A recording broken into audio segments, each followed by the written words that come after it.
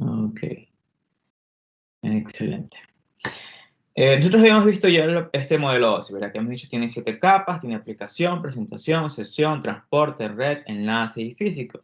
Habíamos indicado que si alguien desea transmitir, empezaba desde la capa superior, capa 7, hasta la capa física, y si ya queremos recibir el receptor, empezaba desde la capa física hacia la capa superior, la de aplicación, ¿no? Cada uno de los datos o paquetes que estaban transmitiendo necesariamente tienen que pasar por estas 7 capas, ¿no? A excepción de cuando estamos trabajando con equipos intermedios.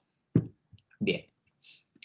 Sin embargo, hay que indicar qué es lo que pasa o qué es lo que sucede con cada uno de esas capas. ¿Cuál es el nombre que tienen en relación con el dato que se está transmitiendo por esa capa? Por ejemplo, cuando estamos en la capa de aplicación, presentación y sesión en el modelo OSI, una PDU o unidad de datos de protocolo simplemente se le llama un dato. Para la capa de transporte, una unidad de protocolos va a ser ahora llamado segmentos. Para la capa 3 o la capa de red, la unidad de datos de protocolos se va a llamar ahora paquetes. Para enlace de datos, trama.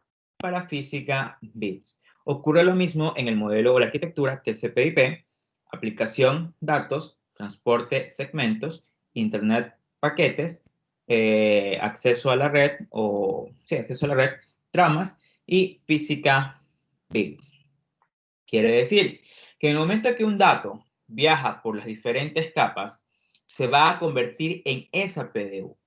¿Qué quiero decir? Empieza un dato, pasa a la capa 4, ya no se va a llamar datos, se va a llamar segmentos.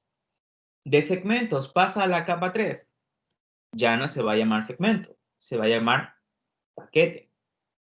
De la capa 3 pasa a la capa 2, se va a llamar ahora trama.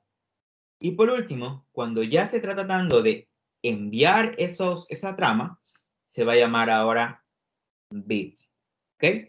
Ese será ahora el lenguaje técnico que vamos a manejar para poder identificar a qué capa nos estamos refiriendo en cada una de las secuencias por donde está viajando un dato, ¿no? Perfecto. Asimismo, yo puedo decir, nombrar o identificar a esas datas o a esa unidad de datos protocolo de otra forma. Por ejemplo, capa de aplicación también puede ser nombrada como un APDU, Application Protocol Data Unit. Capa de presentación, PPDU. Capa de sesión, SPDU. Capa de transporte, habíamos dicho que esto puede ser llamado segmento o puede ser también una TPDU. Capa de red, sigue llamándose paquete. Capa de enlace, trama. Y capa física, bit. Una vez que se convierte en bit, pasa a un medio físico. No sé qué medio físico sea, pero se envía a través de él, esos bits. ¿Ok? Entonces, si vemos acá en esta imagen, yo tendría esto. ¿Ok? Un dato en un correo electrónico se está tratando de enviar. En el momento que pasa a la capa 4, esos datos se hacen segmentos. ¿Qué quiere decir que se hacen segmentos? Recuerden, habíamos dicho que para poder enviar un dato a través de una red, mientras más pequeños sean, esos datos van a ser más fácil en llegar al destino. Entonces se convierten en segmentos de esos datos. Una vez que esos segmentos ese dato ya se ha particionado en segmentos, se convierte en paquete. El paquete lo que hace es simplemente agregar ciertas cabeceras para identificar a quién le corresponden esos datos. Una vez que esos paquetes están encapsulados, pasan a la capa 2 y se convierten ahora en trama. La trama, ¿qué es lo que hace? Le va a agregar cabeceras y colas para tener una gran acción. Identificar el inicio y fin de una trama en un medio físico. Porque el medio físico, en el momento que está tratando de enviar bits, debe tratar de reconocer cuál es un dato y cuál es interferencia de ruido. para que haya esa distinción en el momento de tratar de reenviárselo al receptor. Consultas hasta ahí.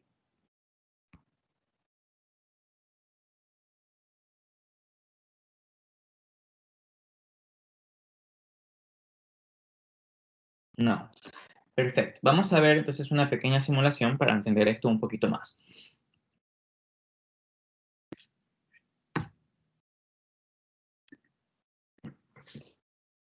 ¿Se logra ver el Packet Tracer? Por favor, levantar la mano. Ok, muchas gracias. Esta es una red en la cual ustedes van a poder encontrar... ¿Sí, Génesis? No, era como dijo, levanten la mano. Ya, ok, listo. Muchas gracias. Esta es una típica red. Yo tengo dos LAN. Una LAN A, una LAN B. Voy a enviar ahorita un dato. Cuando ustedes trabajan en el Packet Tracer, ustedes tienen un real time o un simulation time. Voy ahorita a utilizar el simulation time para que puedan identificar cómo es que viaja un dato desde una PCA a una PCB. Entonces, copy este paquete, lo coloco a la PCA y va a ir hacia el servidor. Perfecto. Y empiezo. Fíjense. Enviamos el primer paquete. ¿Y qué es lo que hace? Ok. Este es el primer paquete que se está tratando de enviar. Fíjense cómo va cambiando de switch a router, switch a router. Déjenme pararlo para que vean. Primer paquete. Estamos en la interfaz de la computadora. Siguiente paquete, ¿qué dice? Esta computadora debe enviar al switch. ¿Qué es lo que hace? Ok. La computadora va desde la capa Ethernet, capa física, se lo envía al switch y fíjense que simplemente el switch lo que hace es decir, yo solo soy un dispositivo de capa 2, yo solo voy a procesar hasta la capa 2. Perfecto. Viene, el switch tiene que enviar ahora a este router. El siguiente, que sería este. Switch a router. Una vez que esa trama se envía al router, el router hasta dónde tiene que procesar. Hasta la capa 3. Fíjense. Pero como necesita poder reconocer a quién le corresponde ese paquete, es que nos asignamos una dirección IP. Eso es a nivel lógico y lo veremos más adelante, ¿no? Luego, este router debe enviar al router 1 y seguimos con el siguiente paquete. Router 0 a router 1. Perfecto. Déjenme seguir ejecutándose.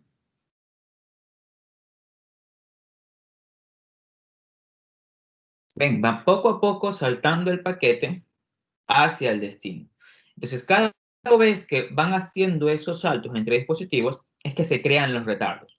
Porque cada uno de los routers tiene una cola, tiene un retardo de procesamiento y deben analizar, quitar cabeceras, agregar cabeceras para ser enviados por un medio y que puedan el paquete llegar hacia mi servidor. Eso es lo que sucede en la red. Entonces, cada uno de los dispositivos se hablan entre sí. PC a switch, switch router, router router, router switch, switch server. Y lo mismo ocurre en el regreso.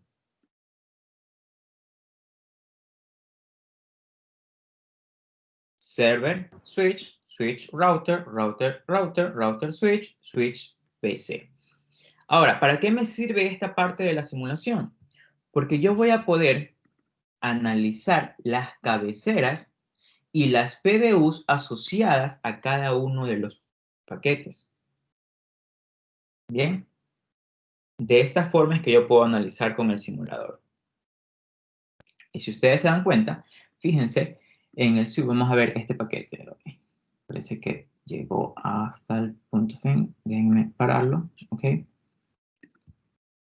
Voy a ver este paquete. Una invoke PDU. A ver.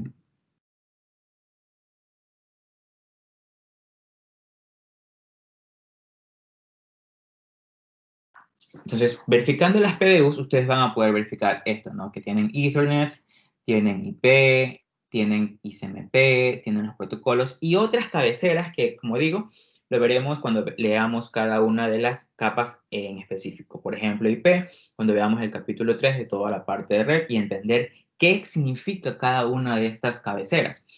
Cuando se envía ese paquete, se encapsula en paquete, cada router lo que hace es agregar todas estas etiquetas o las cabeceras. Y fíjense que solamente tengo, esto es mi dato. Eso viene a ser mi capacidad útil. Eso es lo único que el usuario necesita. Pero para poder ser enviado esos datos desde un punto a otro, se agregan un sinnúmero de cabeceras por capa. Cada capa agrega muchas cabeceras para entenderse, como habíamos dicho, en su par de emisión al receptor. Consultas.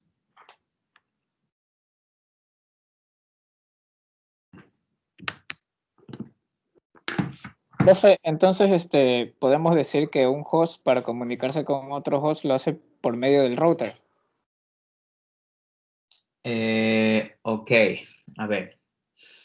No es que lo hace por medio del router, sino que cada equipo en la red tiene una función. Un switch encamina, un router enruta.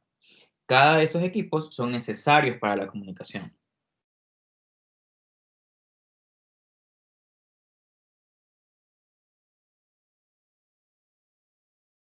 Consultas. Profesor, Ujú.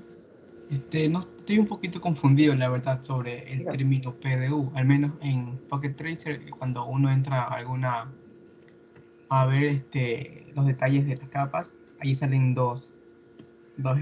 normalmente salen dos fichas. Y la Inbound parte de, y outbound. ajá, sí, PDU como tal, ¿qué significa? Unidad de Unidad datos. de datos de protocolo. Porque Ok. cada capa, cuando la está procesando, ese paquete o esa trama o esos segmentos deben ser llamados así para identificar qué capa está haciendo o qué capa está trabajando en ese momento. Entonces, generalmente, y es lo que sucede, tú vas a tener una PDU de entrada y una PDU de salida. ¿Por qué?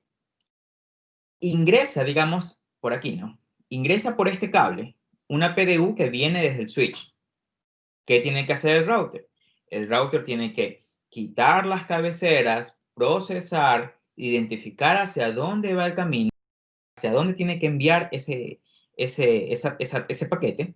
Y lo que dice, ok, yo sé que para llegar al server, yo tengo que enviarlo por este camino. Pero la PDU que me enviaron por este cable no va a ser la misma PDU que tengo que yo enviar por este cable.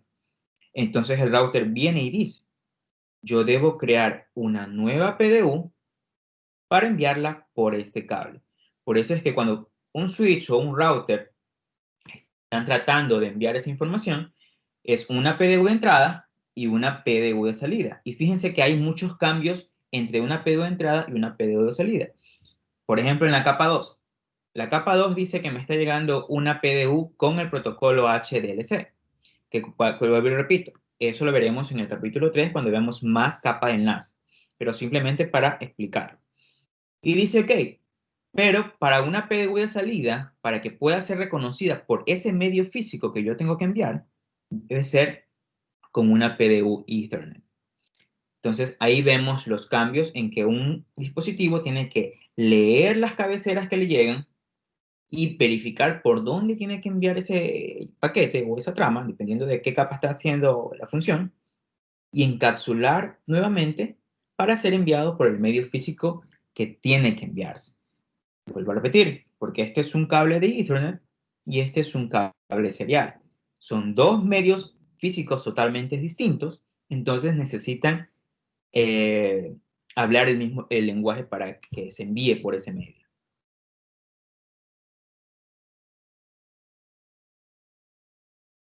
Consultas.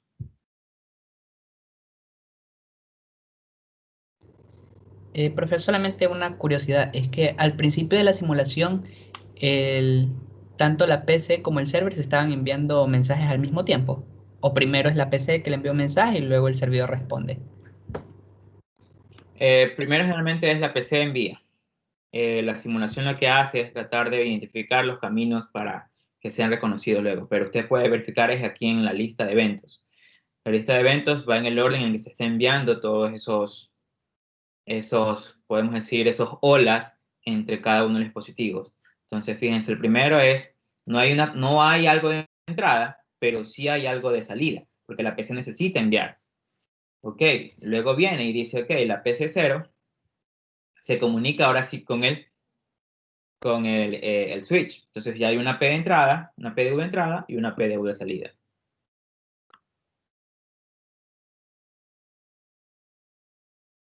Más consultas, chicos, antes de pasar a ver ahora sí capa física. Y analizando ya bien cómo es que de verdad viajan los datos, ¿no?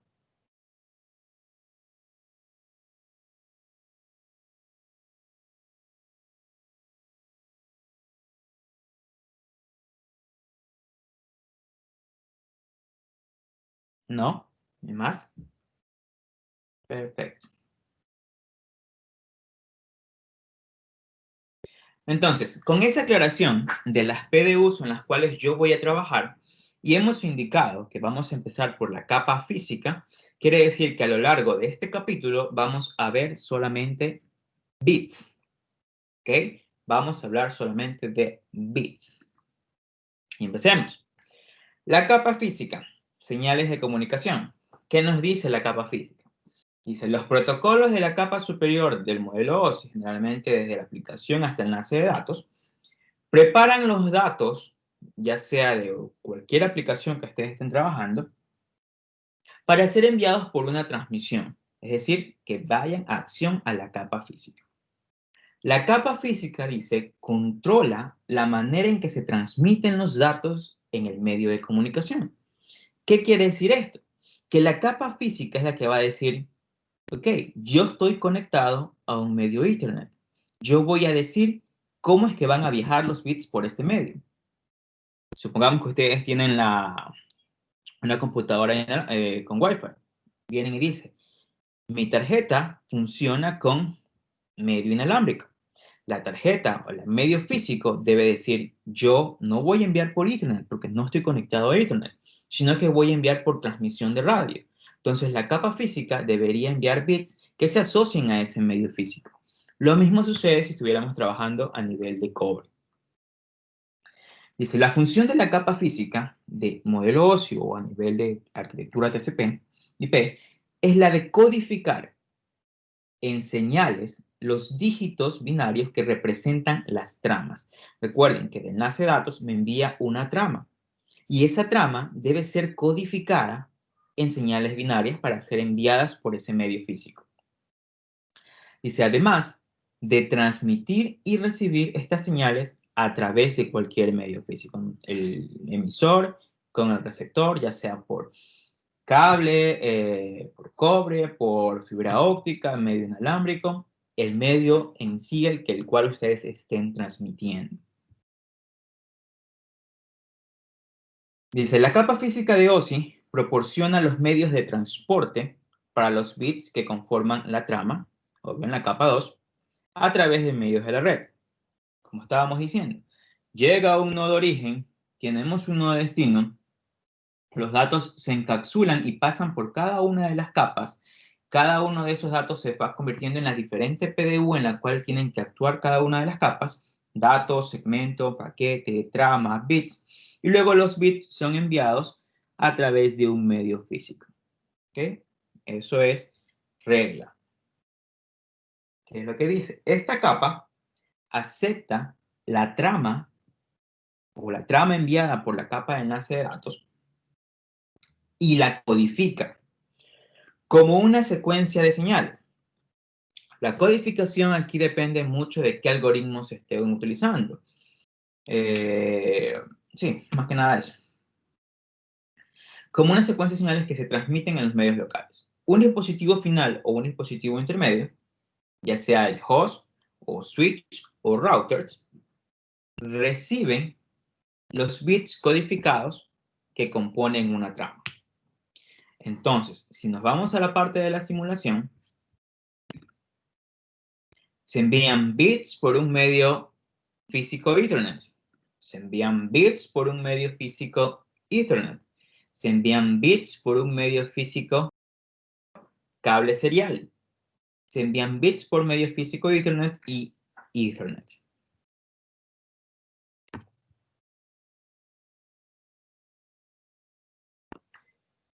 Los medios no transportan, dice la trama, como una única entidad.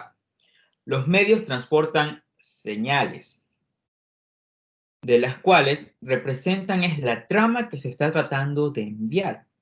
Los medios más comunes para enviar todo este tipo de señales son los que les he indicado: cobre, fibra o inalámbrico. La representación de los bits que se deben transmitir o deben ser enviados por ese medio físico, quiero que quede claro, depende mucho del medio físico en el cual ustedes se están tratando de enviar. Por ejemplo, si nos vamos a la simulación, vemos este router que sería switch, un paquete switch 0 a router 0. Fíjense la trama que está llegando desde el switch. Viene con cable Ethernet. ¿Cuál sería la de salida? Dice que, ok, la de salida ya no debe ser Ethernet porque no tengo un cable Ethernet, sino que tengo un cable serial. ¿Qué quiere decir eso? Que la trama debe ser encapsulada con otro tipo de medio para que pueda ser enviada por ese cable y que el medio físico, tanto el emisor, este punto, como el receptor, el siguiente salto, deben reconocer y hablar el mismo lenguaje. Por esa razón es que se encapsula con otro tipo de protocolo o otro tipo de estándar para que sea reconocido por ese medio físico.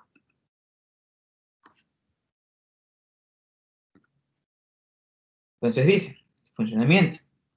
Cuando la capa física codifica los bits en señales para un medio específico, ya sea cobre, fibra o inalámbrico, también debe distinguir dónde termina la trama.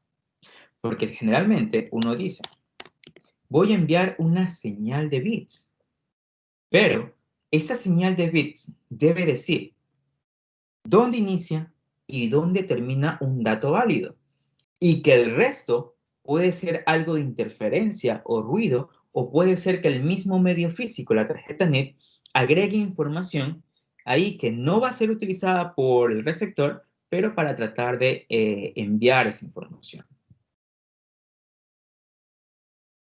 Ok, dice, de lo contrario, si no tenemos un inicio y un fin de trama, los dispositivos de los medios, switch, router, host finales, no reconocerían cuándo se ha recibido exitosamente una trama. Recuerden que la trama estamos hablando de la capa de enlace, ¿no?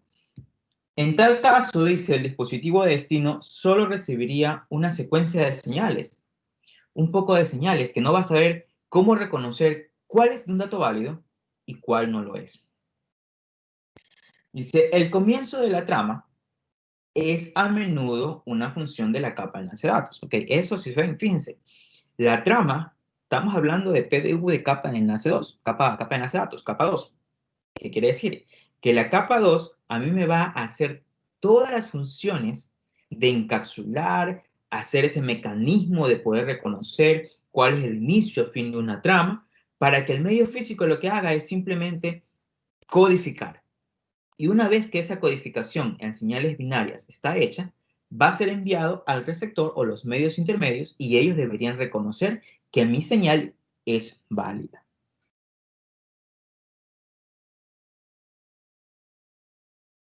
¿Ok? Como fíjense, tengo a nivel de señales eléctricas, pueden ser señales a nivel de expectativas con fibra óptica o puntos de luz, o a nivel de microondas en diferente frecuencia, AM, FM, PM, y todas esas deberían tener ese mismo mecanismo. Tratar de reconocer cuál de estos segmentos, por ejemplo, si este segmento es válido, el de acá podría no serlo, si este segmento es válido, y ese reconocimiento de esos patrones deberían ser reconocidos por los receptores, ya sea el host final o los hosts intermedios. Pero ¿cómo es que se reconoce todo eso? Para ello existen ciertos estándares o ciertas organizaciones que nos proveen esas reglas. La más reconocida es la organización, la IETF, que define todos los servicios y protocolos de toda la gama de estándares o protocolos que podemos utilizar en la arquitectura TCP/IP y también en el modelo OSI. Por ejemplo, aquí están la mayoría de las organizaciones que podrían ustedes encontrarse si van a trabajar en este punto de redes. Una es la ISO, la Organización Internacional para la Estandarización, la IEEE, que esa creo que es la que más ustedes conocen, debido a que es la más reconocida, la del Instituto de Ingenieros Electrónicos y Eléctricos, la ANSI también es una buena, Instituto Nacional Estadounidense de Estándares, la ITU, que se encarga más de las regulaciones a nivel de telecomunicaciones, por ejemplo, las señales de radios e inalámbricas. Y bueno, tenemos la IATA y la FCC de Estados Unidos. Generalmente, cada uno de los estándares se asocia a la capa a la cual tienen que trabajar. De la aplicación al enlace de datos, la mayoría es puro software. Entonces, son estándares asociados a software. En la física, con la parte de enlace de datos, con ciertas cosas de la capa de enlace de datos, recuerden que una NIC o una tarjeta, una interfaz de red, tiene esas dos funciones, ¿no? Tiene algo de hardware y algo de software, que es lo que vimos en el capítulo 1. Entonces, esas son implementaciones más o menos de hardware y me proveen ciertos estándares, la ISO o la ITU. Por ejemplo, si hablamos de estándares, es justamente el más reconocido, sería el RJ45, el cable para comunicaciones o para nivel de Ethernet, en el cual generalmente es el más utilizado. Y necesitamos tener esos estándares para poder tener una comunicación punto a punto, comunicación multipunto, o estrella, la que ustedes quieran, para tener esa comunicación a niveles de redes LAN. ¿Quiénes proveen el RJ45? Fíjense que es justamente la ISO, la Organización Internacional para la Estandarización. Los principios de la capa física, generalmente las funciones esenciales de la capa física son 3. Componentes físicos. ¿Qué son los componentes físicos? Dice, elementos físicos son los dispositivos electrónicos, de hardware, medios y conectores que transmiten y transportan las señales para representar los bits. Por ejemplo, el más conocido, como estaba diciendo, el RJ45. Otra de las funciones que tiene la capa física es la codificación. La codificación, dice, es un método que se utiliza para convertir un string de bits en un código predefinido, sea cualquier algoritmo de codificación que se utilice en el medio. Ya vamos a nombrar uno que otro. Los códigos, dice, son grupos de bits utilizados para ofrecer un patrón predecible. Es decir, si yo utilizo una codificación Marshmallow, una codificación, Marshall, saber que el receptor va a poder entender esa codificación. Para ofrecer un patrón predecible que puede reconocer el emisor como el receptor. La utilización de ciertos patrones predecibles permite distinguir este punto. ¿Cuáles son mis bits de datos? ¿Cuáles de verdad son los datos que el usuario está tratando de transmitir? ¿Y cuáles son bits de control? Recuerden que una trama le agrega 2 cosas a los datos: cabeceras y colas, para poder identificar el inicio y el fin de la trama en un medio físico. Entonces, esa codificación debería distinguir esas 2 cosas. ¿Cuáles son control? ¿Cuáles son datos? Y ofrecer la mejor detección de errores en los medios. Porque enviar un dato o enviar un paquete, una trama, dependiendo de la capa que ustedes están tratando de entablar o hablar, en el momento que se envía esos datos por un medio físico, quiere decir que ese medio físico está siendo ocupado para transmitir. Pero ustedes no solamente son los únicos que quieren tratar de enviar información, sino que hay un sinnúmero de computadoras que están tratando de utilizar ese medio. Como están tratando de competir para que exista o que transmitan esa información, puede haber algo conocido como colisiones. Esas colisiones es que me hacen a mí que se pierdan los paquetes y que no le llega la información hacia el receptor. Entonces, la codificación debe tratar de detectar esos errores que podrían suceder en un medio físico el que ustedes deseen.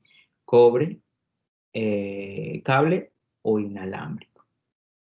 Consultas hasta este punto. Perdón, y me faltó decir la señalización. Y la señalización es simplemente que la capa física genera ciertas señales inalámbricas, ópticas o eléctricas, dependiendo del medio, como lo habíamos visto acá. Como habíamos visto aquí, ¿no? Inalámbricas, ópticas o por señales, dependiendo de qué medio estamos tratando de transmitir, lo codifica en ese medio, que representan generalmente un 1 y un 0. Esa es la parte de señalización. Entonces, consultas hasta este punto.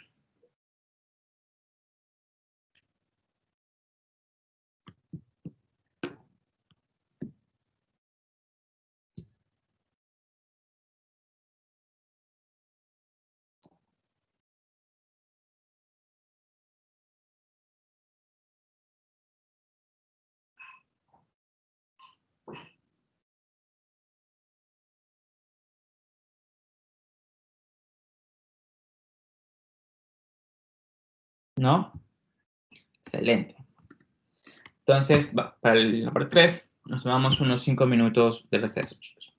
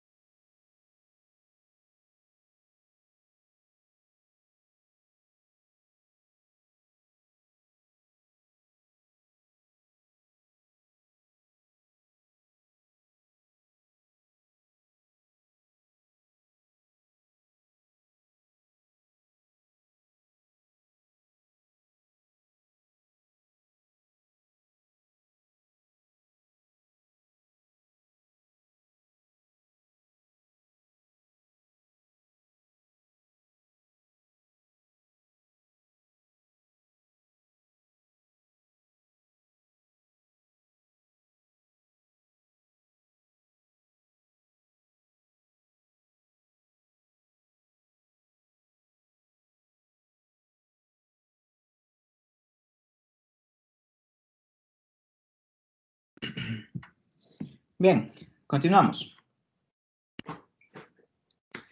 Señalización y codificación física, ¿no? La representación de bits en un medio físico. ¿Qué quiere decir esto? Dice, si bien todos los bits que conforman una trama se presentan ante la capa física como una unidad, es decir, llegan en conjunto en un string de bits, la transmisión de esa trama enviada por la capa de enlace a través de los medios físicos se realiza mediante un string que envían cada uno por vez, es decir, cada uno a la vez. La capa física representa cada uno de estos bits de la trama como una señal, ya sea en diferentes formas de representación, por modo amplitud, por modo de frecuencia, por modo de fase o utilizando un reloj para la transmisión. Cada señal, dice, ubicada en los medios cuenta con un plazo específico de tiempo para ocupar el medio, porque tiene que ser transmitido, porque hay otras señales que necesitan utilizar ese mismo medio físico. Las señales se procesan mediante el dispositivo receptor y se vuelven a enviar para representarlas como bits. Es decir, si nos vamos a la simulación, llegan aquí una señal de bits, son procesadas, se envía una nueva señal de bits, son procesadas, se envía una nueva señal de bits hasta llegar al receptor.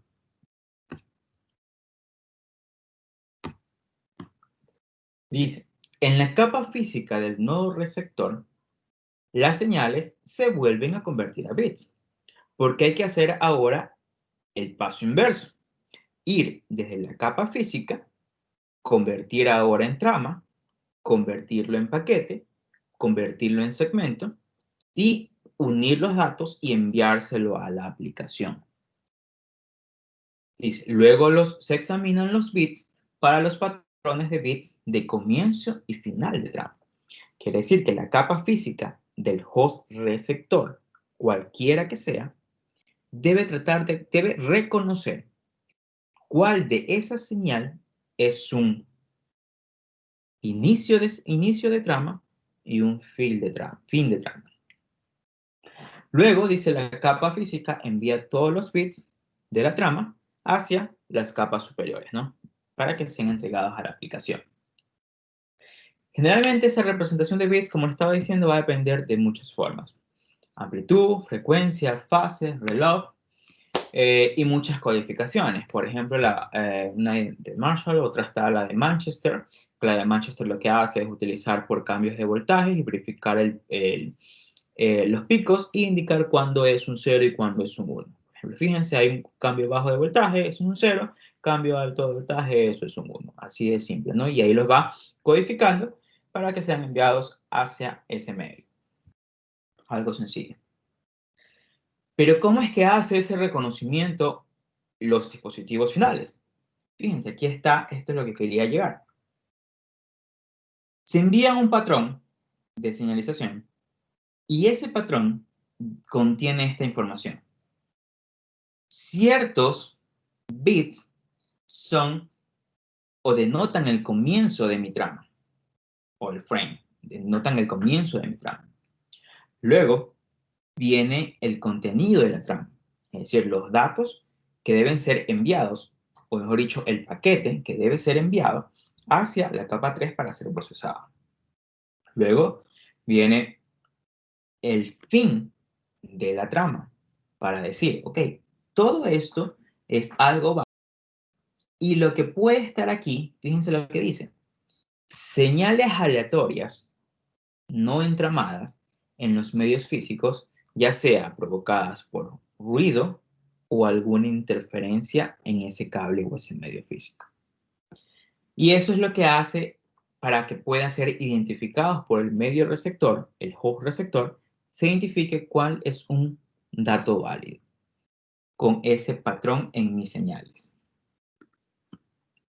¿Okay? Fíjense, aquí tenemos la representación, se envían los datos por cualquier tipo de medio y podemos identificar ahí cuál es un medio, cuál es un dato válido, ¿no? Mediante las cabeceras y las colas un inicio y fin de trama.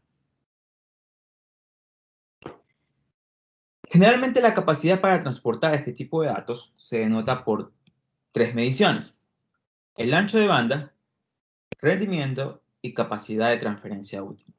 Ya habíamos hablado de lo que es el ancho de banda. Vamos a hacer un pequeño recordatorio que dice: el ancho de banda es la capacidad que posee un medio de transportar datos. Se describe como ese ancho de banda, ¿no? Sin procesar por los medios, sin procesar los medios físicos, sin esa parte. El ancho de banda digital dice mide la cantidad de información que puede fluir desde un lugar hacia otro. El flujo de comunicaciones en medio de ese canal, eso es lo que se conoce como ancho de banda. Y generalmente puede ser medido por kilobits o megabits por segundo. El rendimiento es algo totalmente diferente. ¿Qué es el rendimiento? Dice, es la medida de transferencia de bits a través de los medios durante un periodo de tiempo determinado. Es decir, desde un punto inicial hacia un punto final, no considerando solamente los intermedios, sino total. Debido a diferentes factores, dice, el rendimiento generalmente no coincide con el ancho de banda. Por eso es que ustedes les dicen, generalmente sus proveedores de internet, tú tienes contratado un ancho de banda de 100 Mbps, de 50 Mbps, 75 Mbps, pero el rendimiento total siempre es un poco más bajo, siempre es un poquito más degradado, porque no es lo mismo decir el ancho de banda al rendimiento. Dicen, muchos factores influyen en el rendimiento.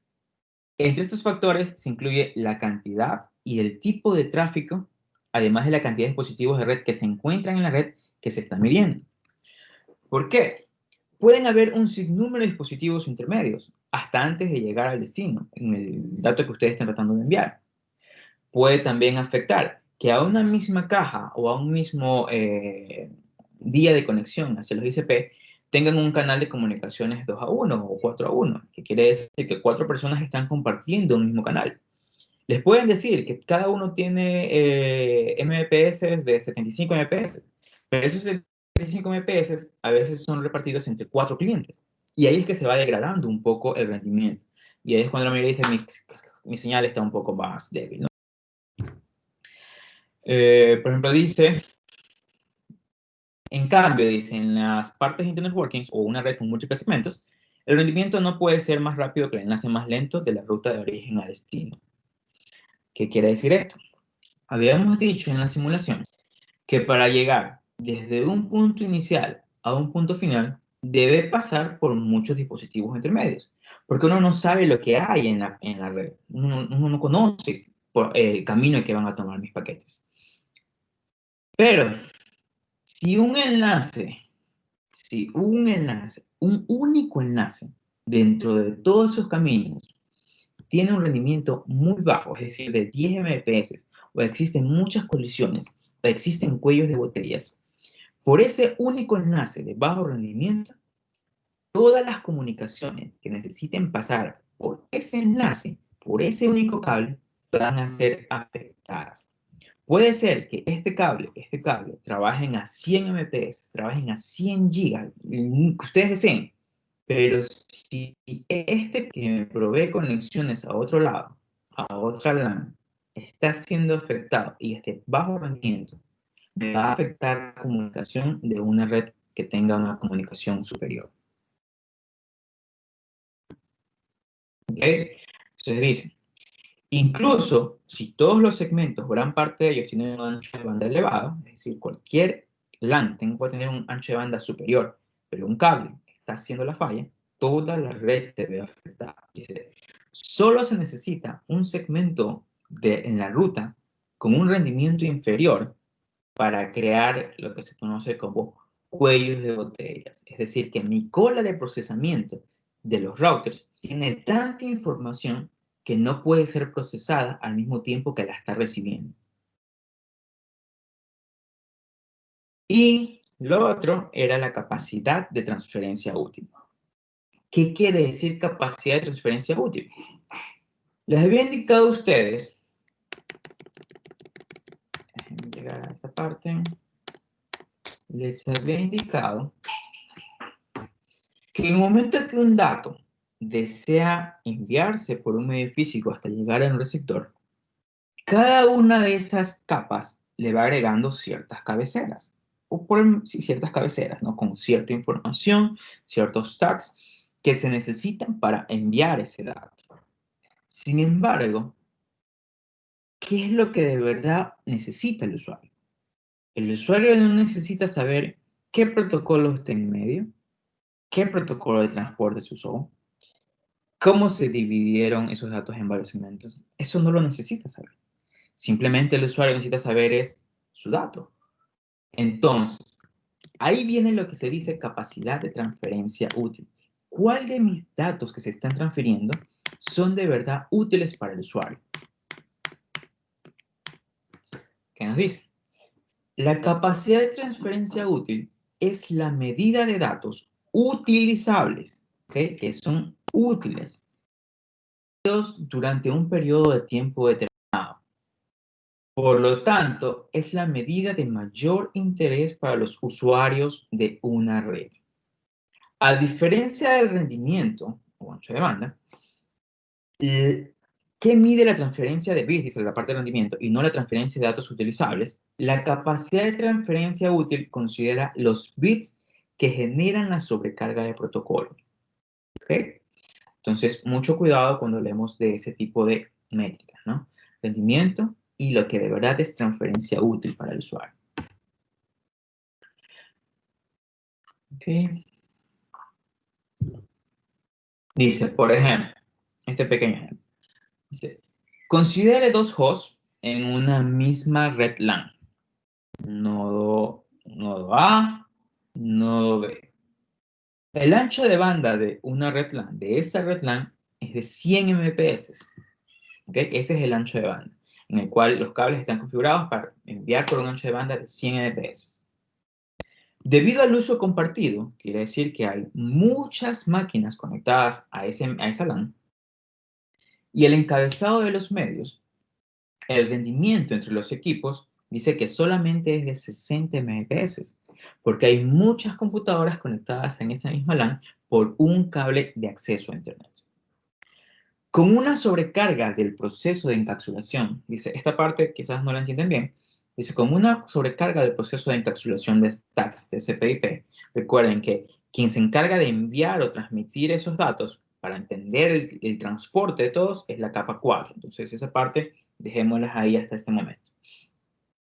La velocidad real de los datos recibidos por la computadora de destino, es decir, la transferencia útil, lo que de verdad el usuario necesita, dice que es de 40 Mbps. Ahí tenemos una diferencia.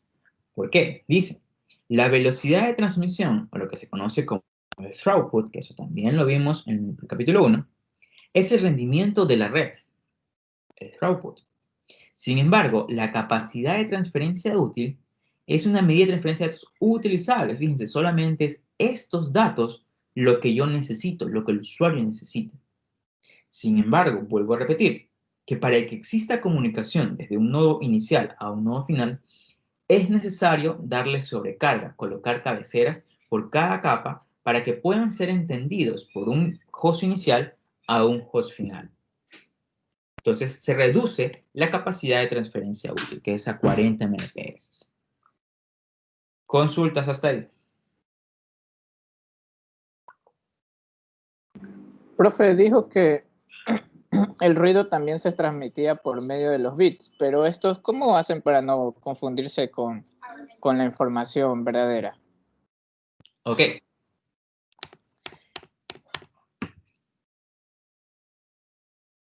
Cada vez que se codifica una trama enviada por la capa de enlace de datos, se codifica para hacer una señalización. Esa trama se le asocia unas cabeceras y una cola. Cabeceras denotan el inicio de mi trama y las colas denotan el fin de mi trama.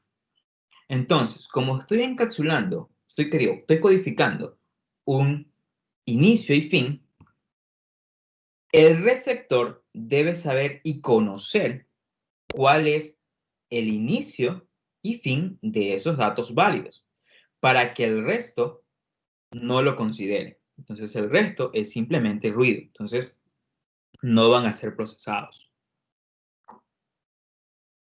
Y este ruido se puede representar así como está, como se ve en la diapositiva, o también vendrían a ser unos y ceros. También es unos y ceros, porque usted cuando cuando ingresa algo de ruido, lo que hace es interferir la señal. Y la señal que tiene unos y ceros puede que el ruido interfiera y los cambia a ceros y uno. Entonces, eso es lo que se trata de transmitir y el receptor debería conocer que esa señal ya no es válida o esa señal que se está enviando es ruido o alguna interferencia. Recuerden que interferencia existe por cualquier cosa. Ruido, máquinas, cualquier cosa de esas pueden afectar mi transmisión.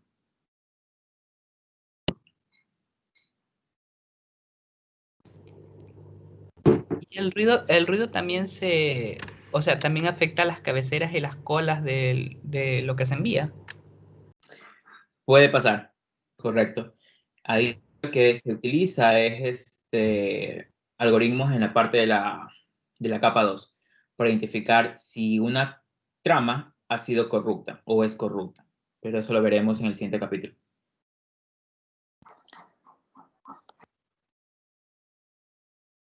Consultas. Profe, el ejemplo que usted ahorita explicó, ¿aplicaría de igual forma si fuera una conexión inalámbrica como Wi-Fi?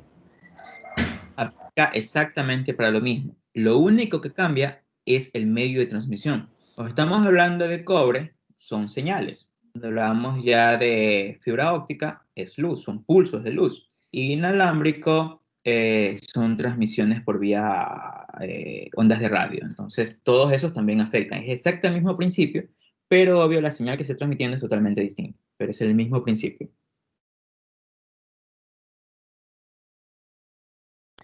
Profe, entonces, ¿cuál sería la diferencia que tiene entre cada distribuidor de red? Por ejemplo, ¿cuál es la diferencia que tiene CNT con NetLife o CNT con TV Cable? ¿A qué se refiere con diferencia? Sea un poco más explícito, por favor. O sea, aquí, ¿qué en sí cambiaría?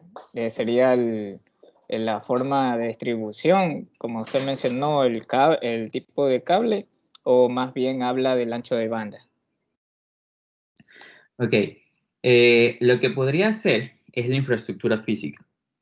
Pueden tener mejores routers que hagan un mejor procesamiento, que los cables que trabajen en las empresas sean más asociados a fibra óptica o cobre. Es más que nada eso. Es la inversión a nivel de equipos físicos que pueden tener cada una de las empresas.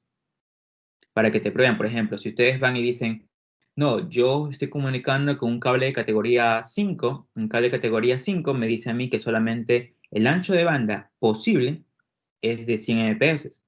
Pero si vienes y tú dices, no, yo quiero tener cables de categoría 8 o cables de categoría 7A, esos cables llegan a tener una transmisión, creo que era de 1 Gbps.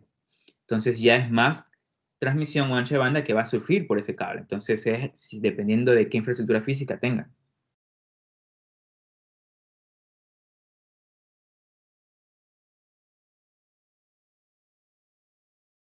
Bien, si no hay preguntas, sigamos.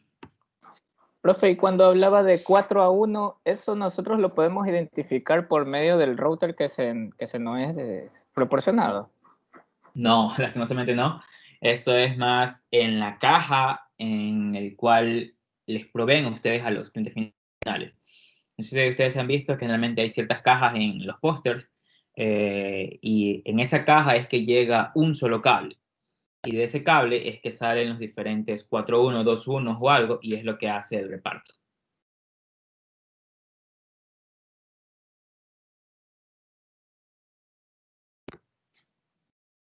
Bien, si no hay más consulta, sigamos.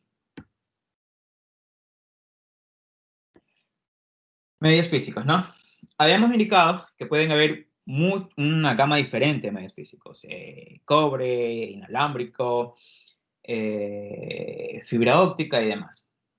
Sin embargo, a medida de los años que han surgido, ¿no?, que han venido pasando, cada una de las modificaciones a estos medios de transmisión se han venido dando, o sea, innovando.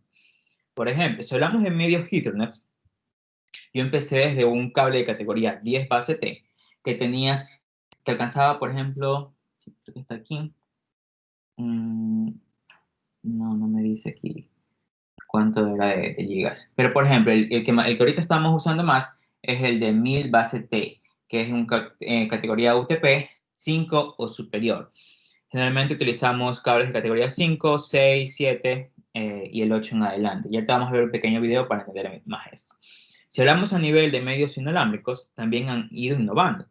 Por ejemplo, si hablamos de Bluetooth, estoy diciendo que estoy trabajando en un estándar 802.15. Pero si estoy hablando de un medio inalámbrico, yo estoy hablando del estándar 802.11. Y aquí viene la innovación.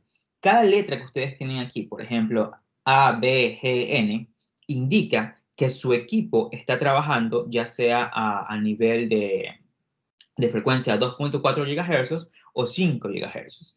No sé si ustedes han identificado en sus teléfonos cuando desean conectarse a una red y a veces les aparece el mismo nombre de la red, pero tienen uno de que simplemente es, por ejemplo, NetLife Brian y luego hay un NetLife Brian 5G. Eso identifica es el canal por donde está tratando de transmitir.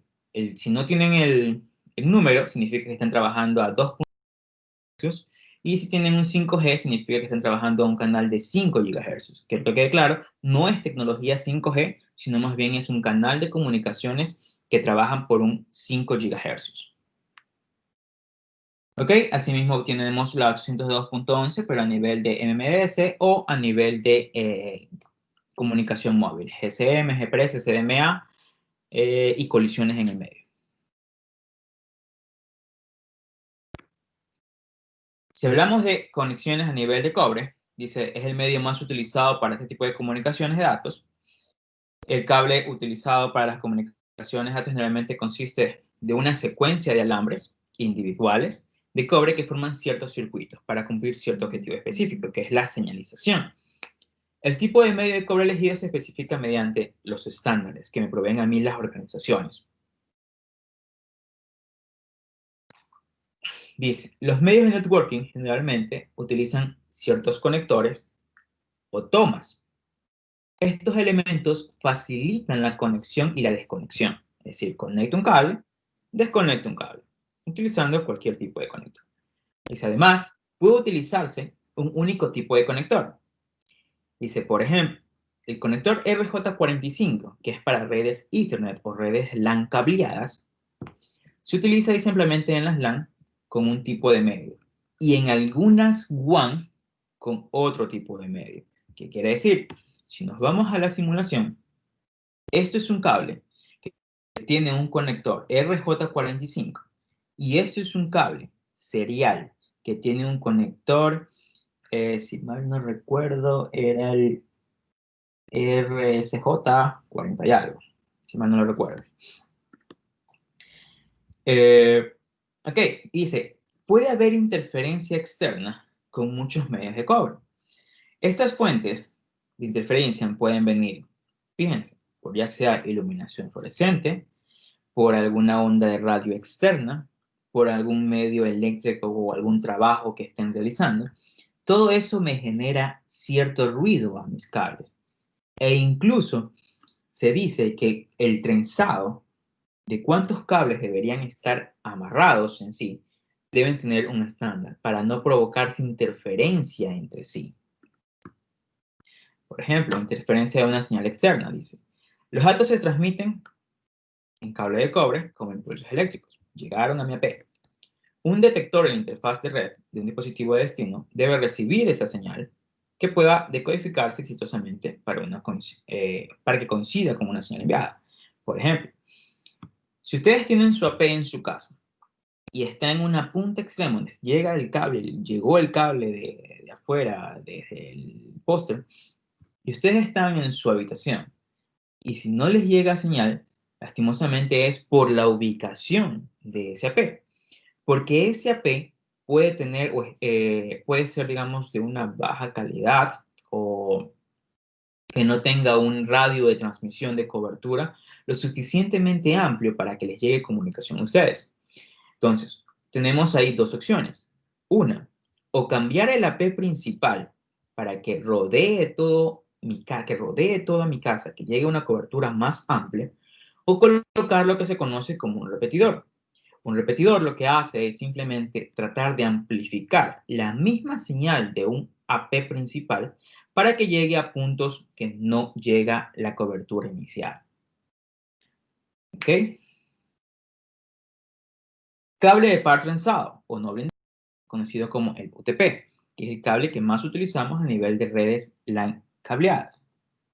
Dice, el cable de par trenzado, no blindado, quiero que quede claro, no blindado, porque existe uno que es blindado, como se utiliza en las LAN Ethernet, consiste en 4 pares de cables alambres.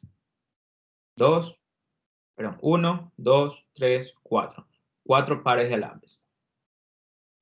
Codificados por color, que han sido trenzados, fíjense que están enrollados en una trenza y cubiertos por este revestimiento de un plástico dice flexible. Los códigos de color identifican los pares individuales con sus alambres y sirven de ayuda para la terminación del cable. Recuerden que cuando vimos la primera clase, yo les había indicado que teníamos dos diferentes de código de cables UTP. Un cable que es directo y un cable que es cruzado. El modo de cómo yo conecto esos par trenzados al conector RJ45 me va a indicar a mí cuándo un cable es directo y cuándo un cable es cruzado. Perfecto. Si hablamos dice el cable UTP con la terminación de conectores RJ45, es un medio común basado en cobre para interconectar dispositivos de red, computadores, intermedios, switch, router, lo que ustedes deseen, que es el más utilizado. Según diferentes situaciones, es posible que estos cables necesiten armarse según diferentes convenciones, lo que estaba diciendo, directo o cruzado. Esto significa que los alambres de cable deben conectarse de diferente orden. Como tengo 4 pares, deberían conectarse a las terminales del conector RJ45 siguiendo un cierto estándar. Y ahí es que tenemos los 3 tipos de cables, directo, cruzado y el transpuesto. Vamos a ver este video para que se entienda un poco más esa comunicación, ese par trenzado, ya sea el blindado o el no blindado, que es lo que quiero que se entienda. Hello, everyone. Por favor, indicarme si se logra escuchar. Sí, sí, sí. Sí, Perfecto. profe. Sigamos entonces. In this video, we're going to talk about Ethernet network cables that are used in local area networks, and I'm referring to twisted pair cables. These are the Ethernet cables that you'll find as you connect your computer to your router or modem so you can have internet access. One end of the cable plugs into your computer's network interface card, and the other end plugs into the network port of your router, switch, or modem, depending upon what you're using. Now, Ethernet twisted pair cables come in 2 different types. The first type is unshielded twisted pair, which is by far the most common type of cable that is used today. Unshielded twisted pair consists of 4 pairs of color-coded wires twisted around each other. The wires are twisted to prevent electromagnetic interference or crosstalk. ¿Ok? Como dice ahí, ¿para qué es que usamos ese par trenzado? Es para tratar de evitar la interferencia electromagnética, o conocido como el crosstalk. Por eso es que se tiene que trenzar ese cable, ¿no? Para evitar la interferencia. Type of network cable is what most people use in their home or business. And the second type is shielded twisted pair. Shielded twisted pair is very similar to unshielded twisted pair, except that it has a foil shield that covers the wires. And this shielding adds an extra layer of protection against electromagnetic interference leaking into and out of the cable. ¿Ok? Entonces, yo les voy a indicar que teníamos UTP, que es el no blindado, y este simplemente es el blindado. Lo que hacen es agregarle otra capa más para que separe la interferencia que podría existir, ¿no? Este cable es un poco más caro que el UTP, entonces por eso que el UTP es el más utilizado. This type of cable is mainly used for industrial purposes and not so much in a home or business. So if you were the kind of person that is going to make their own custom cables for your network, typically you would buy a bulk roll of twisted pair cable, and then you would have to wire them correctly and then attach RJ45 connectors to each end. So to do this, you would have to remove the protective sheathing at each end of the network cable to expose the wires. And this is done by using a cable stripper. The cable is inserted into the cable stripper, and then the outer sheathing is removed to expose the wires. And then you would insert the cable into a wire crimper to attach an RJ45 connector. But before you attach the connector, the wires in the cable have to be arranged in a certain order.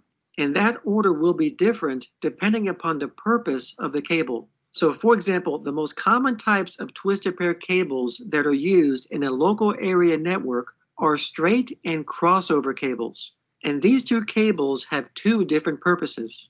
So let's talk about the wiring order that these twisted pair cables use. And there are two different wiring standards that are used. One standard is called 568A, and the other standard is 568B. And on the screen, you can see the wiring order for both the A and B standards.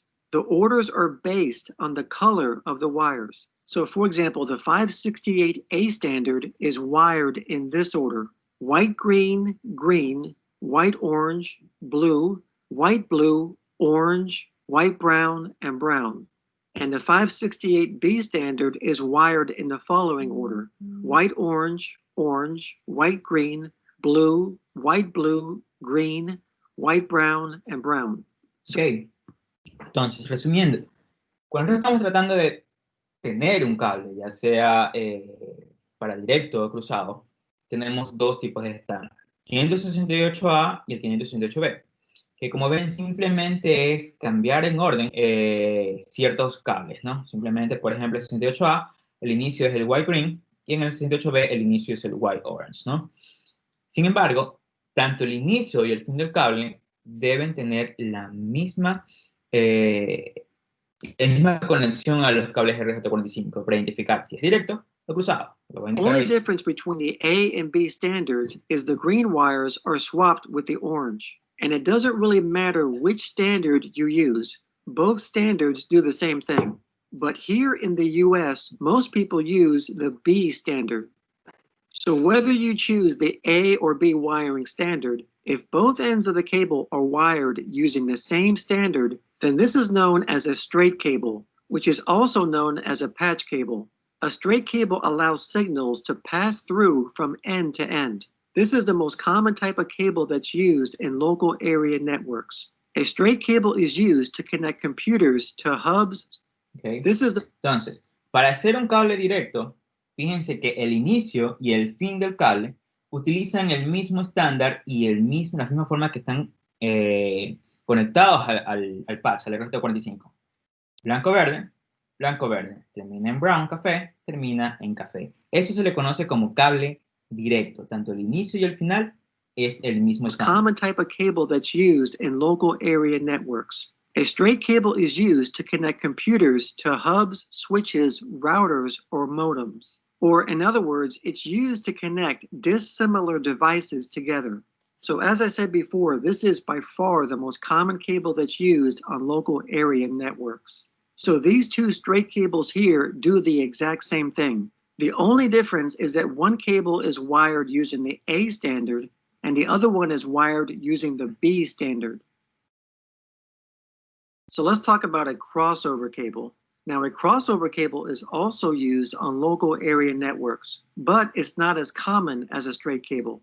A crossover cable is created when both ends of the cable are wired using the two different standards. For example, one end is wired using the A standard and the other end is wired using the B standard. Ok, entonces, esa es la diferencia. En cable directo se utiliza el mismo estándar para tanto el inicio y fin de un cable. Si hablamos de cruzado, se utilizan los dos estándares. De un lado, el 68A y de un lado, el 68B. La diferencia de dónde usar cada uno de los cables radica en qué equipo yo deseo conectar. Crossover cables are used to connect two similar devices together. For example, crossover cables are used to connect two computers directly to each other without using a hub or switch. And they can be also used to connect hubs to hubs or switches to switches. So they are used to connect two of the same devices together. Now, in addition to talking about the... Okay, entonces, un cable directo es para conectar equipos distintos. Entonces viene un cable, una computadora a un switch, una computadora a un hub, computadora a un router. Si yo deseo utilizar el cable cruzado, es para conectar equipos que se consideren iguales. Computadora con computadora, switch con switch, hub con hub, router con router. Different types of twisted pair cables, we also have to talk about the categories of twisted pair cables. And these categories are called Cat3, Cat5, Cat6, and Cat7. And the difference between these is the maximum speed that they can handle without having any crosstalk or interference. The numbers of these categories represent the tightness of the twists that are applied to the wires. And as you can see on the illustration of the categories and speeds of the different twisted pair cables. So as you can see, Okay. Como les estaba indicando, todo va a depender de la categoría de cable que generalmente utilicen las empresas. El que más se trabaja es el de categoría 5 o 5E, que es el que ya se está tratando de tener en ciertos lugares. Generalmente de categoría 7 y hay uno que ya es de categoría 8 también, ya son más a nivel empresarial. Ranges from the lowest category, which is Cat3 at 10 megabits per second, and all the way up to Cat6A and Cat7, which has speeds of 10 gigabits per second. Now, most networks today would use at least Cat5e on their networks, because most networks would be running at least at gigabit speeds. So Cat3 and Cat5 are slower than gigabit and are pretty much obsolete today. But of course, if you're running a network that can handle 10 gigabit speeds, you would have to use Cat6A or Cat7 on your network. But even if you have an older network that's running slower speeds, you can still use Cat7 because it is backward compatible. Cat7 is actually a shielded twisted pair version of Cat6A. And finally, the latest version is Cat8. Now, Cat8 is the ultimate copper cable. It's a shielded twisted pair cable which has a delivery speed of 40 gigabits per second up to a distance of 30 meters, which is 4 times faster than Cat6A or Cat7. Perfecto. Entonces, dependiendo de qué tipo de categoría de cable se van a colocar en las conexiones, es que puedo tener un diferente ancho de banda en el cual voy a enviar el dato, ¿no? Eso es lo interesante. Entonces, tratando de reconocer los tipos de cables UTP que tengo, yo puedo tener dos estándares, ¿verdad? Hemos dicho el A o el B. Y dependiendo de cómo es que se van a conectar desde un punto inicial a un punto final en un cable, es que yo puedo reconocer si el cable es directo o cruzado. El transpuesto, como dice aquí, el transpuesto es un cable patentado por Cisco. Dice que conecta el puerto serial a una estación de trabajo, que es generalmente que se utiliza para hacer las configuraciones a los equipos de forma local.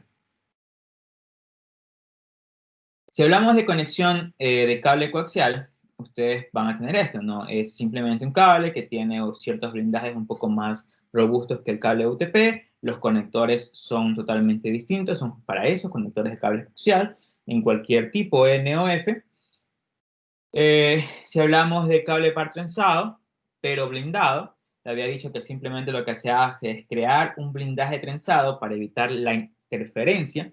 Son un poco más caros que los cables UTP no blindados. Se utilizan para exactamente lo mismo. Y como vimos en el video, generalmente los cables de categoría 3 hasta el 7 son UTP. En cambio, el categoría 8 es STP, ¿no? Para enviar una comunicación con hasta 40 Gbps. Sin embargo, como dice, es un poco más caro. Si hablamos de seguridad, dice uno de los posibles problemas de los medios de cobre es que los alambres de cobre pueden conducir la electricidad de manera no deseada. Estos pueden exponer al personal y al equipo a una variedad de peligros eléctricos. Por ejemplo, que esté mal conectado el cable, que existan muchos cables trenzados en un mismo lado, que exista, por ejemplo, el mal manejo de alguno de nuestros cables, y generalmente tenemos ciertas conexiones, ¿no? Entonces hay que verificar bien eso antes de la manipulación. Otro asunto importante aquí es el peligro de incendios, debido a que como se manejan señales eléctricas, y si no está bien un cable protegido o si se ha dañado el revestimiento, podemos llegar a tener algún problema de incendio. Entonces hay que tener una constancia monitoreo de los cables. Si hablamos de fibra óptica es un cable un poco más costoso. Dice, debido a que las fibras de vidrio que se utilizan en los medios no son conductores eléctricos, el medio es inmune a interferencia electromagnética, no conduce corrientes eléctricas no deseadas cuando estamos tratando de enviar una conexión, entonces generalmente se envía conexiones a tierra. Fibras ópticas, dice, pueden utilizarse en longitudes mucho mayores que los medios de cobre, o por ejemplo UTP máximo son 100 metros, entonces esto es para distancias más grandes. Dice ya que son finas y tienen una pérdida de señal relativamente baja, ¿no? Los problemas para poder tener todo esto, nuestras conexiones con este tipo de cable, es que es muy, muy costoso. Los que manejan este tipo de cable deben tener ciertas habilidades para hacer los cortes, porque deben ser un poco muy precisos, y deberían tener mucho cuidado, ¿no? El manejo de este tipo de cables debe ser total cuidado, sin doblarlos, a mucha fricción y demás, porque son muy, no digamos que pueden ser muy vulnerables, sino más bien que necesitan tener un poco mayor cuidado a un cable UTP normal. Como ven, fibra óptica podemos tener de dos tipos de formas, lo que es multimodo o monomodo, en la cual si yo trabajo con multimodo, lo que tengo es un poco más de vía o de ancho de línea de vista, pero voy a tener un poco de interferencia de comunicaciones. Por ejemplo, dicen, si yo trabajo con monomodo, el núcleo es más pequeño, el núcleo de comunicación es un poco mayor. Dice, este es el punto que me interesa. Esta forma permite un poco de mayor dispersión de la luz. Sin embargo, podemos llegar a tener una pérdida de señal, ¿no? Porque viajan diferentes señales por ese mismo medio que tener una monomodo. Cuando yo trabajo con fibra óptica, yo tengo que tener algo bien claro. Se requieren dos fibras o dos cables de fibras para tener una comunicación total de ida y venida. ¿Por qué? Un cable solamente trabaja en una sola vía de comunicación. Es decir, que para tener una comunicación full duplex, es decir, de ida y venida, yo tengo que tener un cable totalmente dedicado para esas comunicaciones. Y por último, los tipos de redes con estándares. Había indicado que las organizaciones nos proveen ciertos estándares con los cuales trabajan todos los diferentes equipos o medios inalámbricos, intermedios o cualquier equipo que intervenga en el red de datos, tienen ciertos estándares. Los más conocidos y los que espero que ustedes se recuerden de aquí en adelante son el estándar 802.11, que es el que ustedes utilizan casi a diario, que son los medios inalámbricos o su AP de la casa le provee comunicación, conexión a través de un medio inalámbrico, trabajando con un estándar 802.11 en cualquiera de sus categorías, A, B, N, G. Si hablamos de comunicación a nivel de Bluetooth, es el estándar 802.15. Ese estándar es justamente para las redes inalámbricas personales, es decir, comunicación por Bluetooth hacia su computadora, hacia su cámara y demás conexiones, ¿no? Y si hablamos del estándar 802.16, se refiere a una comunicación vía WiMAX. ¿Qué es WiMAX? Dice, una topología punto a multipunto para proporcionar acceso de ancho de banda inalámbrico. Entonces, ¿cuál es la diferencia? Ustedes me dirán, ¿cuál es la diferencia con el 802.16 con el 802.11?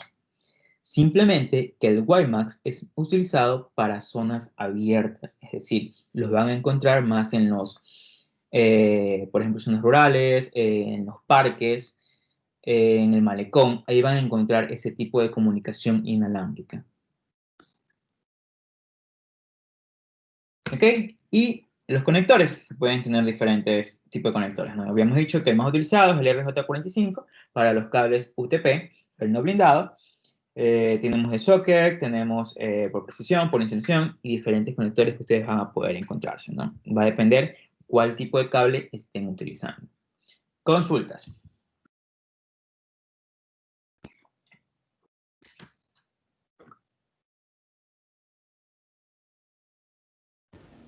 Profesor, el blindado solo es para de categoría 8. El blindado es categoría 8. O sea, los de categorías inferiores no pueden ser blindados. Pueden ser blindados, sin embargo el costo ya es más, el costo va a subir.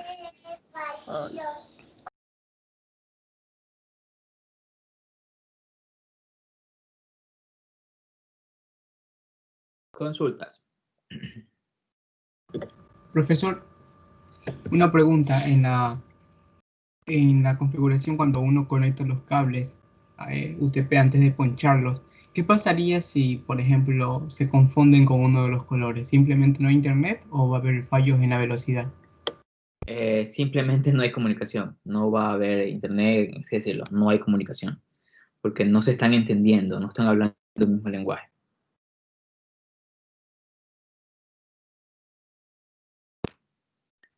¿Otra consulta?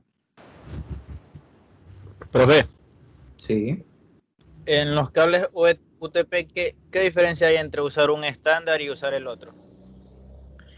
Ok, recuerden que tenemos el 568A y el B, ¿no? ¿Verdad? Diferencia en sí, no hay ninguna. Usted puede decir, yo voy a conectar una computadora a un router y estoy utilizando el estándar 58, el B, por ejemplo. Dice, ok, yo en cambio tengo un cable que conecta una computadora al mismo switch en una misma LAN, pero ese es con estándar A. Lo importante es que ustedes reconozcan cuándo se utiliza uno u otro cable, cuándo es directo y cuándo es cruzado, porque si no, no van a tener comunicación. Nada más. Recuerden, cruzado utiliza los dos estándares y si ustedes identifican en los RJ45 que son totalmente diferentes, tanto el inicio y el fin del cable, eso es cruzado. Quiere decir que debo utilizarlo en comunicaciones con equipos iguales. Si yo quiero conectarme de una computadora a un switch, cualquiera, o varias computadoras a un mismo switch, decir, ok, son equipos distintos, yo debo tener un cable directo. Y pueden utilizar cualquier estándar, solamente que tiene que ser cable directo. Tanto el inicio y el fin del cable deben llevar el mismo número de colores en el mismo pin.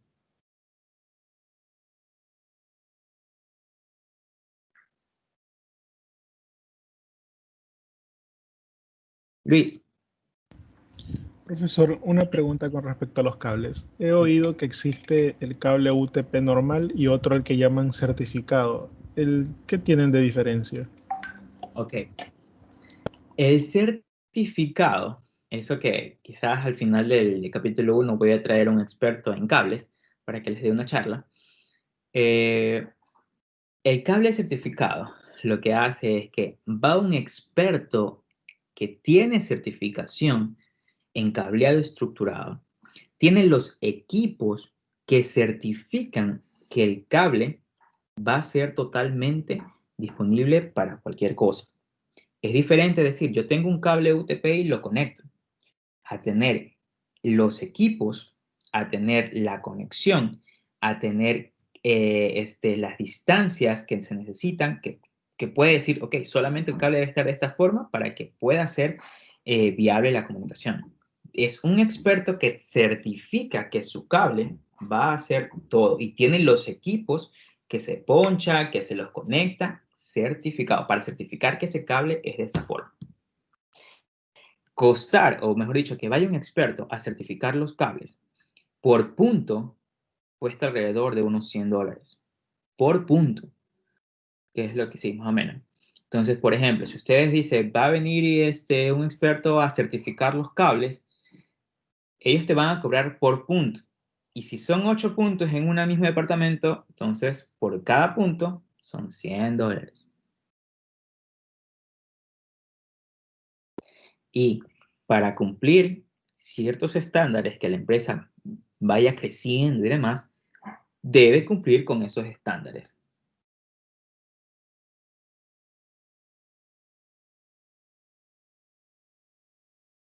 Otra consulta, si no, les voy a poner, ahora sí es momento de colocar una actividad.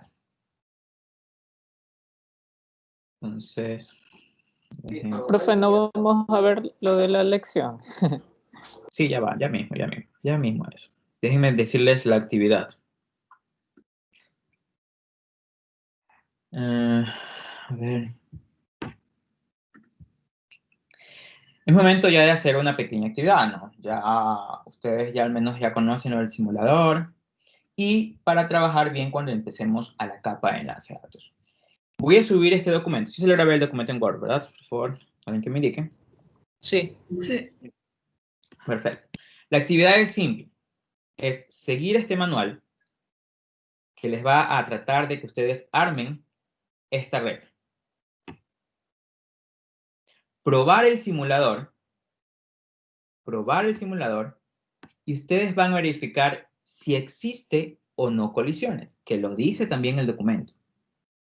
Que para que vean cómo es que hay un choque de datos, un choque de los paquetes, cuando varias computadoras desean transmitir al mismo tiempo.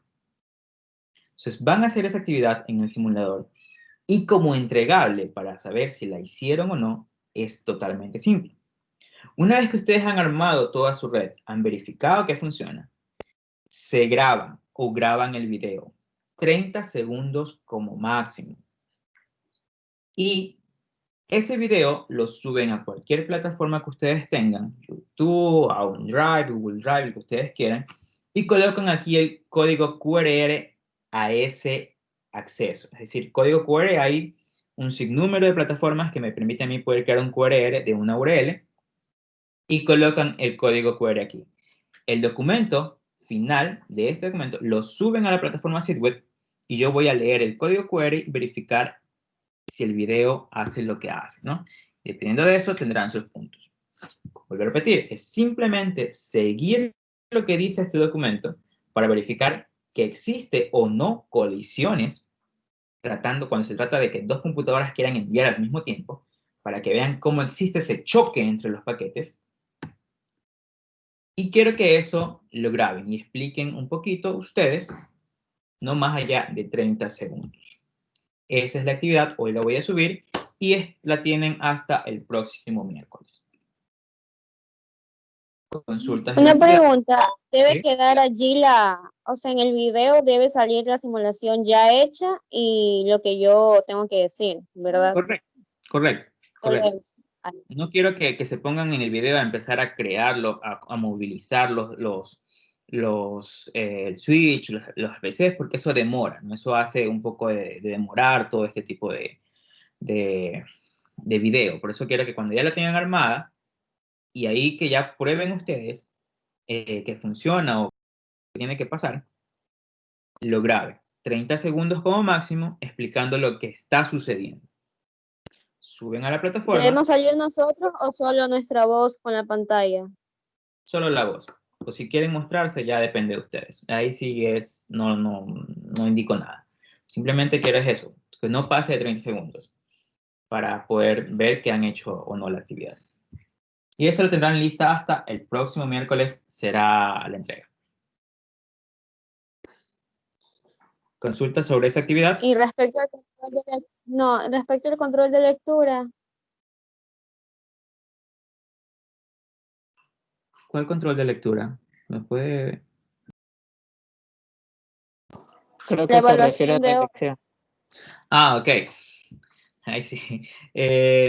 Con respecto a la elección, lo que voy a hacer a los que me inscribieron en el canal, les voy a habilitar otra oportunidad. Y ahí la harán ustedes alrededor del día.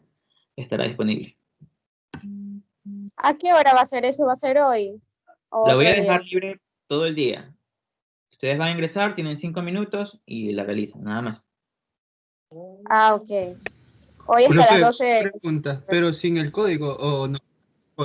Queda libre, pero solo para ciertas personas. Ah, las ya, que gracias. inscribieron.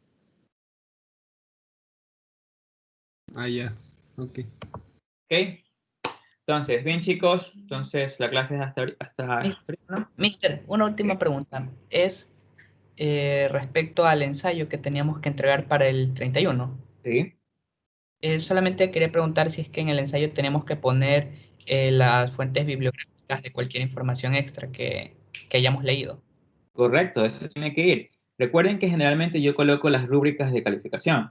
Entonces deberían verificar la rúbrica para ver qué es lo que va a ser calificado. Y una de las cosas es que coloquen bibliografía externa. Y lo último, po- eh, creo que con las bibliografías ahí sí se me hacen dos, o sea, dos carillas. ¿No importa o también las bibliografías tienen que estar en una sola carilla? Deben estar en una sola carilla, pero ahí es lo interesante que deben ustedes jugar. La bibliografía puede ser a un tamaño de letra más pequeño para que ingrese. Oh, ya, gracias. Bien, Debe entonces, ser en español. sí, en español.